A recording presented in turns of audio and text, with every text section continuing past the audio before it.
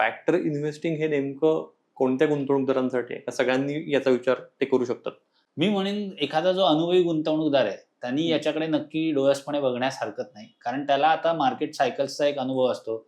Large cap काय आहे माहिती आहे, मिड कॅप माहिती आहे, स्मॉल कॅप माहिती आहे. तो कदाचित फ्लेक्सी कॅप फंडांमधून याच्या मध्ये गुंतवणूक करत असतो. माझी स्टाईल थोडी अग्रेसिव्ह आहे म्हणून मी स्मॉल आणि मिड कॅप जास्त वेल्थ क्रिएशनसाठी प्रिफर करतो. सो अनुभवी गुंतवणूकदाराला हे सगळं माहिती आहे.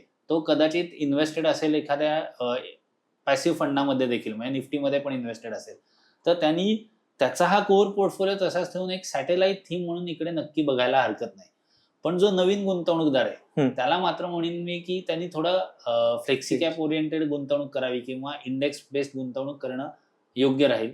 कारण त्याला त्याचा एकदा अनुभव आला, एकदा त्याला गुंतवणुकीचं हे क्षेत्र कळलं, तर त्याच्यानंतर त्याला इतर सेक्टर म्हणजे फॅक्टर इन्व्हेस्टिंग मध्ये जाणं सोपं राहील.